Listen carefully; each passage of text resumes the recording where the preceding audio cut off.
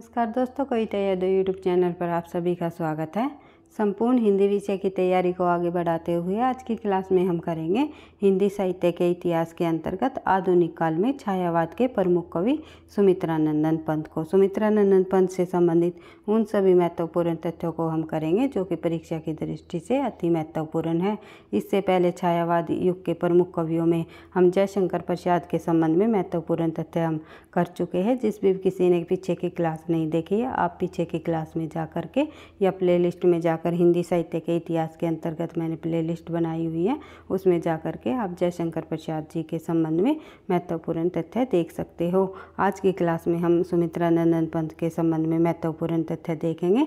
DTET+B TGT PGT Hindi की पाठ्यक्रम के अनुसार तो हम तैयारी कर ही रहे हैं, साथ ही उन सभी परीक्षाओं के लिए ये क्लास काफ़ी मददगार साबित होगी। जिस भी परीक्षा में हिंदी साहित्य संबंधी प्रश्न पूछे जाते हैं, NTA NET की परीक्षा हो या किसी भी स्टेट की TGT PGT परीक्षा हो, आप सभी को पता है जो आधुनिक काल के अंतर्गत छायावाद युग है हमारा, उसमें 4 कवि प्रमुख हुए हैं जो कि जयशंकर प्रसाद, सुमित्रानंदन पंत, महादेवी वर्मा और निराला, सूर्यकांत त्रिपाठी निराला। इन 4 कवियों से संबंधित हर परीक्षाओं में प्रश्न पूछे जाते हैं, जहां पर भी साहित्य से संबंधित प्रश्न पूछे जाएंगे। तो सभी के लिए क्लास काफ़ी हेल्पफुल रहेगी।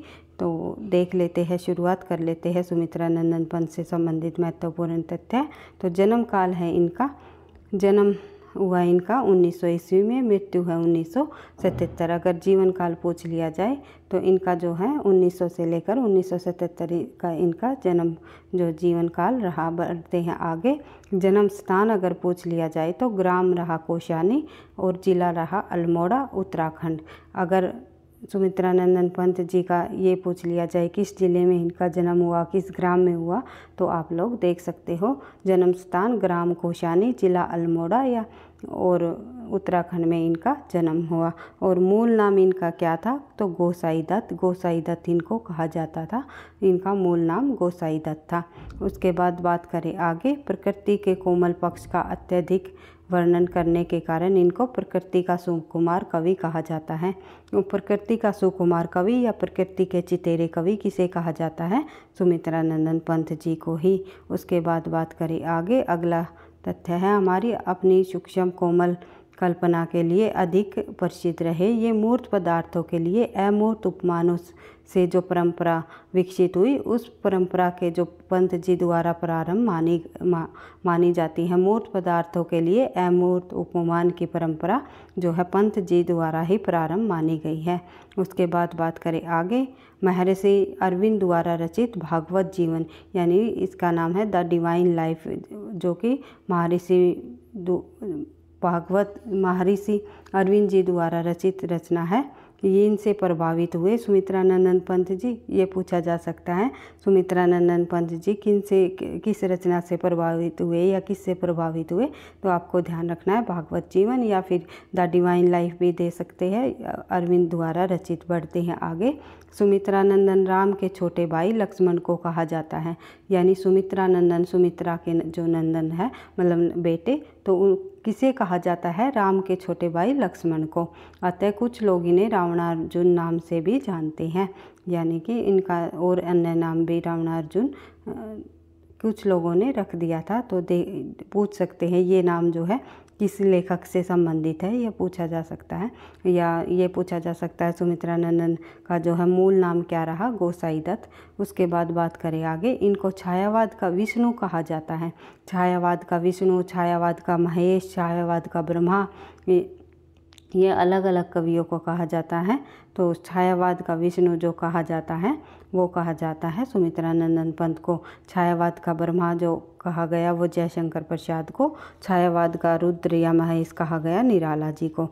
और छायावाद की दुर्गा या शक्ति कहा गया महादेवी वर्मा को। इस प्रकार से इन तथ्यों से भी प्रश्न हमेशा पूछे जाते हैं। तो देख लेते हैं आगे, रोला इनका प्रिय छंद माना जाता है। अगर ये पूछ लिया जाए सुमित्रानंदन पंत का प्रिय छंद क्या रहा, तो रोला इनका प्रिय छंद रहा। फिर छायावाद का घोषणा पत्र यानी मैनिफेस्टो, पंत द्वारा रचित पल्लव रचना की भूमिका को छायावाद का घोषणा पत्र या मैनिफेस्टो कहा जाता है।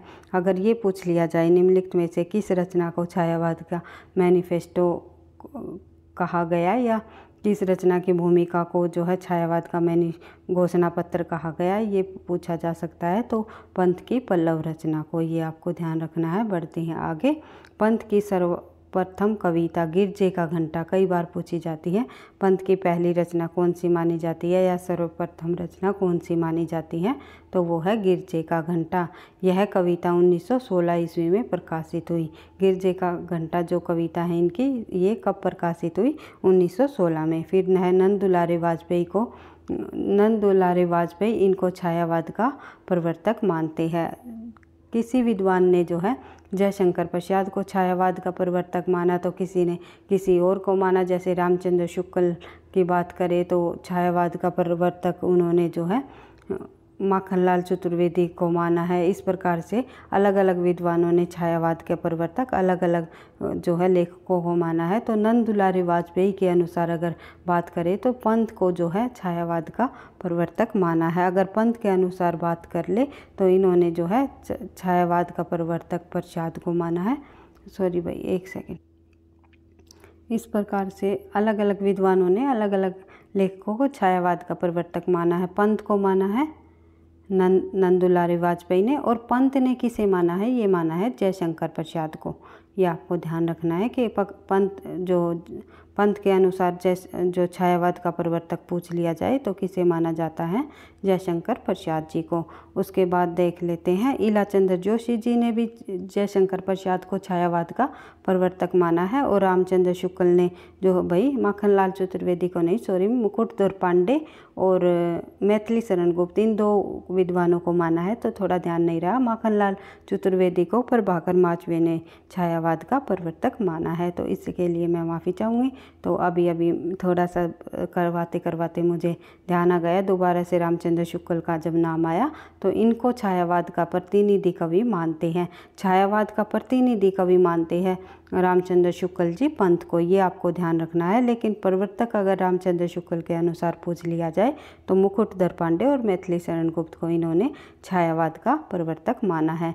और माखनलाल चतुर्वेदी के बात करें तो प्रभाकर माचवे जी हुए हैं, उन्होंने छायावाद का जो प्रवर्तक माखनलाल चतुर्वेदी को माना है। तो इस प्रकार से अगर नंद दुलारे वाजपेयी के अनुसार पूछ लिया जाए तो पंत छायावाद का प्रवर्तक, रामचंद्र शुक्ल के अनुसार पूछ लिया जाए मुकुटधर पांडे और मैथिली शरण गुप्त, और ईलाचंद्र जोशी के अनुसार पूछ लिया जाए तो जो है जयशंकर प्रसाद, और पंत के अनुसार पूछ लिया जाए छायावाद का प्रवर्तक तो माना है जयशंकर प्रसाद को। दो विद्वानों ने जो है जयशंकर प्रसाद को माना है, और जो सर्वमान्य तौर पर भी छायावाद का जो प्रवर्तक है वो जयशंकर प्रसाद को ही माना जाता है।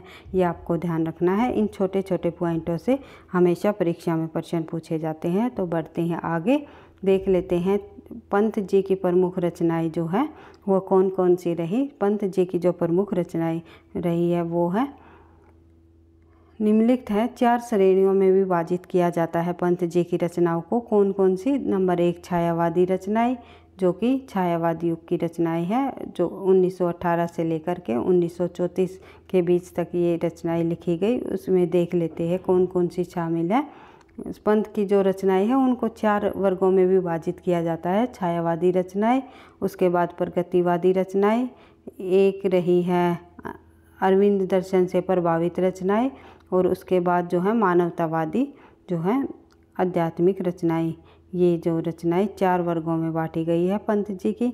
तो इनकी एक एक रचना को हम देख लेते हैं, कौन सी रचना किस वर्ग के अंतर्गत आती है। ये पूछा जाता है कि छायावाद की जो उच्छ्वास है ये किस प्रकार की रचना है, इनकी प्रगतिवादी रचना है या छायावादी रचना है या जो अंतश्चेतनावादी रचना है, किस प्रकार की रचना है उच्छ्वास। तो एक एक श्रेणी की रचनाओं को हम यहाँ पर समझ लेते हैं।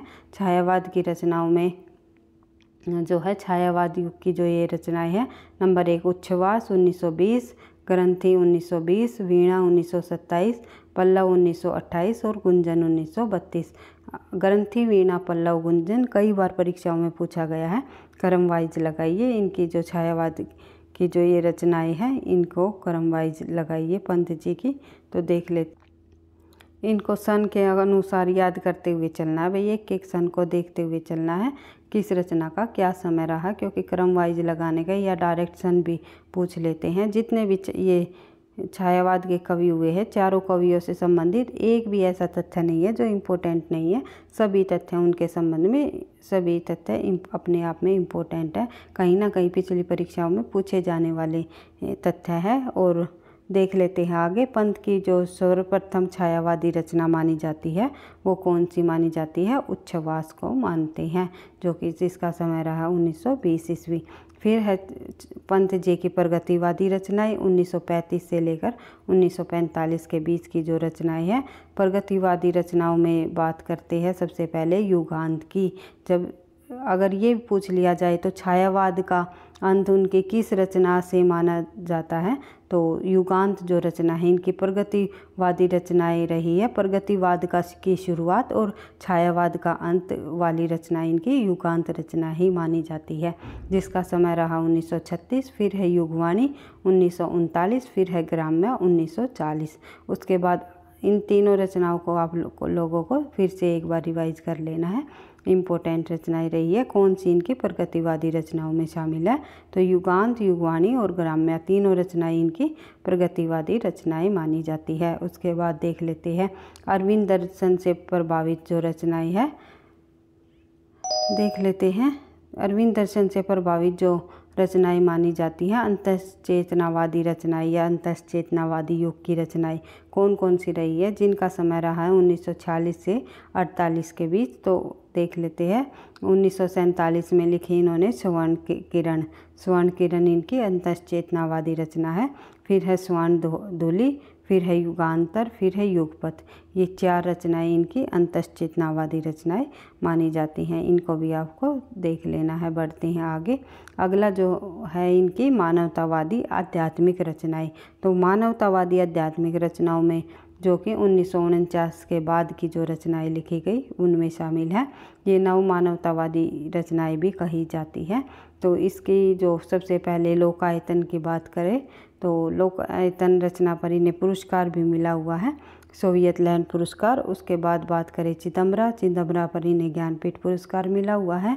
चिदम्बरा का समय 1959, लोकायतन का 1964, पतझर, फिर है अभिषेक्त्या, फिर है राजशिखर 1951, फिर है समाधिता, फिर है पो फटने से पहले, शशि तरी, कला और बूढ़ा चांदी पर साहित्य अकादमी पुरस्कार से नवाजित किया है। फिर है अतिमा 1955, फिर है वापी 1957। इसके बाद बात करें रचनाओं के संबंध में, इनके विशेष तथ्य, कौन सी रचना पर कौन सा पुरस्कार मिला है या किस रचना के अंतर्गत जो है किसका की अभिव्यक्ति की गई है या किसका वर्णन किया गया है, या कौन कौन से ऐसे तथ्य हैं जो परीक्षा की दृष्टि से इम्पोर्टेंट है, परीक्षाओं में पूछे जाते हैं। तो पंत की भाषा के प्रति बहुत सचेत, पंत जी जो है भाषा के प्रति बहुत सचेत थे। इनकी रचनाओं में प्रकृति की जादूगरी जिस भाषा में अभिव्यक्त हुई, स्वयं पंत जी चित्र भाषा बिंबात्मक भाषा की संज्ञा देते हैं। उन्होंने स्वयं अपनी भाषा को क्या कहा, चित्र भाषा का नाम दिया, अर्थात बिंबात्मक भाषा की इन्होंने संज्ञा दी। बढ़ते हैं आगे, इनकी प्रारंभिक रचनाएं जैसे कि वीणा और पल्लव में प्रकृति प्रेम रहस्यवादिता की प्रधानता है, जबकि ग्रंथि है भाई, ये थोड़ा टाइपिंग मिस्टेक है, इस प्रकार ग्रंथि।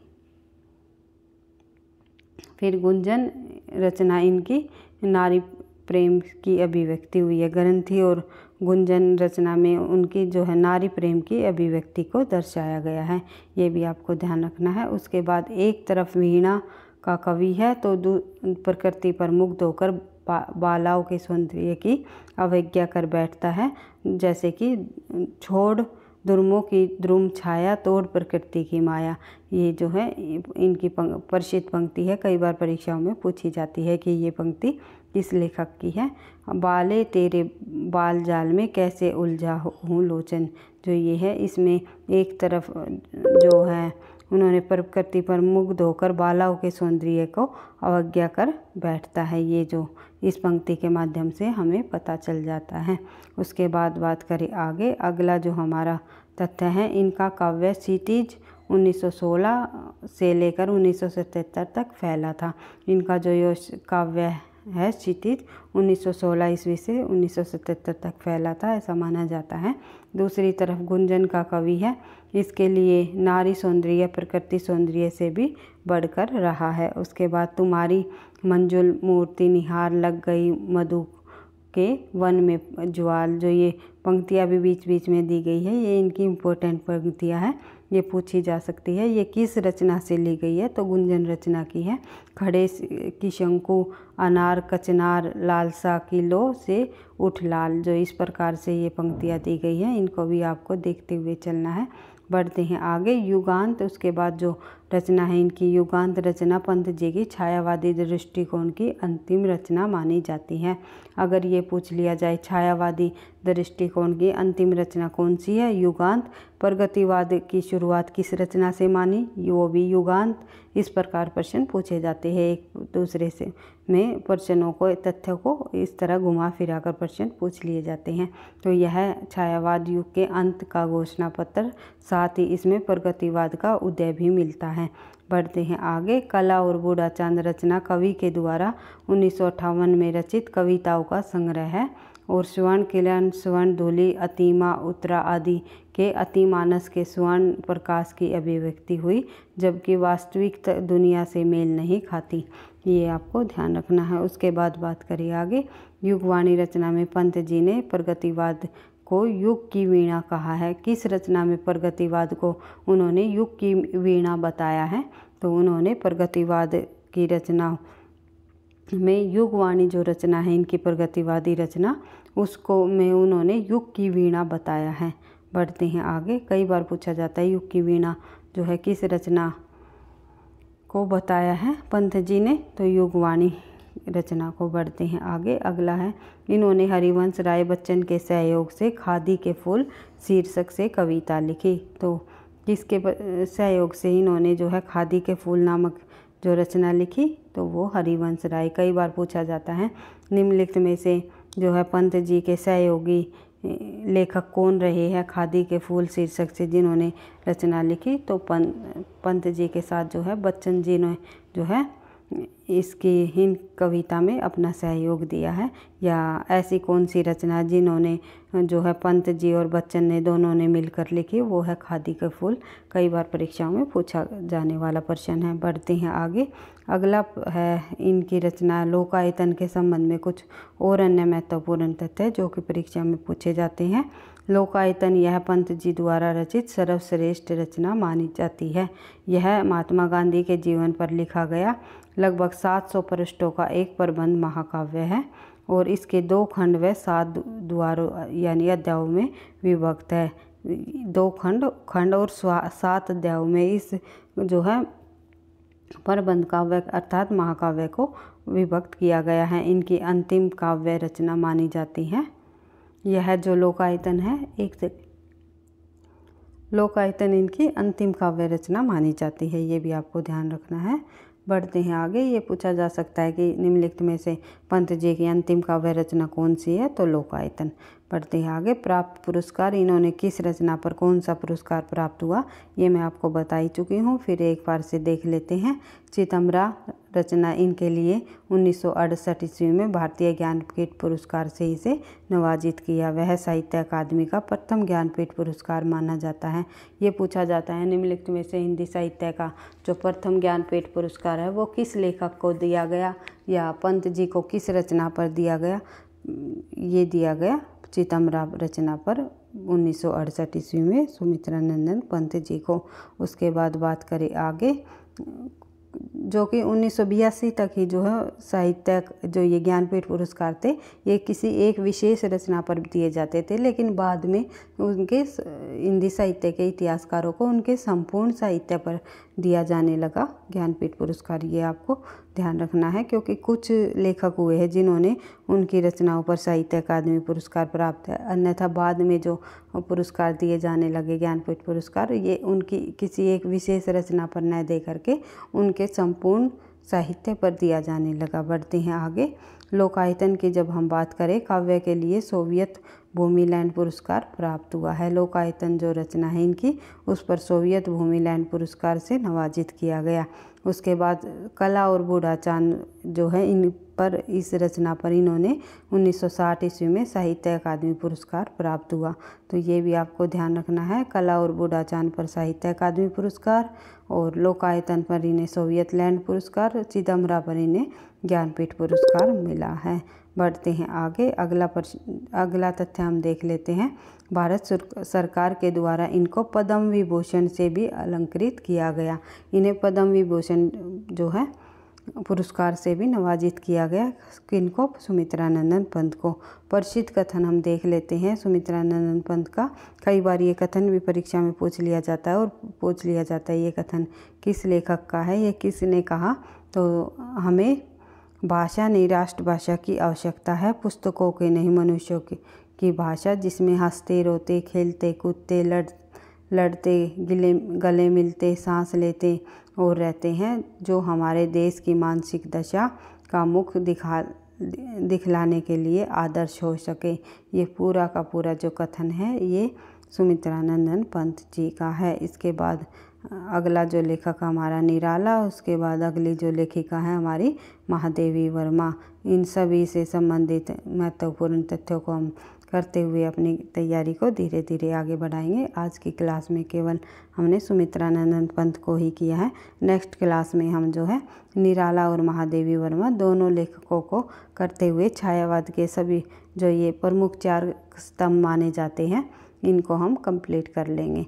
तो इसी प्रकार से फिर आगे प्रगतिवाद, प्रयोगवाद और नई कविता आदि से संबंधित जो महत्वपूर्ण तथ्य हैं उनको भी हम करते हुए आगे बढ़ते हुए अपनी तैयारी को आगे बढ़ाएंगे। और साथ के साथ जो है अधिक से अधिक प्रश्नों का अभ्यास करते हुए तो हम आगे बढ़ ही रहे हैं। हम जो है व्याख्या सहित प्रश्नों को यानी कि विद सॉल्यूशन के साथ प्रश्नों की जो हमारी सीरीज चली हुई है तो उसमें लगभग जो है 650 प्रश्नों को हम कर चुके हैं। 1000 प्रश्नों को करने का हमारा ये टारगेट है। उसमें मैंने 1 प्रश्न के साथ अधिक से अधिक उससे संबंधित तथ्यों को इंक्लूड किया है, ताकि आपके जो है 1 प्रश्न के साथ काफ़ी प्रश्न जो है क्लियर होते चले जाए। एक तथ्य से आपको काफ़ी जो है तथ्य समझ आते चले जाए और बार बार तथ्यों के रिवीजन होने से जो है आपकी वह प्रश्न भी बार बार रिवीजन होते रहे और परीक्षा में किसी भी प्रकार का कोई डाउट ना रहे। तो देख लेते हैं। इसी तरह अपनी तैयारी को हम आगे बढ़ाते रहेंगे। भई आपका सपोर्ट होगा तो ही आगे हम बढ़ पाएंगे। अधिक से अधिक प्रश्नों का और पिछले सालों के प्रश्न उत्तरों को करते हुए DSSB, TGT, PGT की हिंदी की तैयारी को आगे बढ़ाएंगे। तो वीडियो आपको पसंद आती है, लगता है कहीं ना कहीं परीक्षा में आप लोगों के ये मदद करेगी, तो प्लीज़ लाइक और कमेंट ज़रूर किया करो, क्योंकि आपके लाइक और कमेंट से ही जो है मुझे नेक्स्ट क्लास बनाने का और अधिक मोटिवेशन मिलता है। पढ़ते रहना, आगे बढ़ते रहना। थैंक यू, धन्यवाद।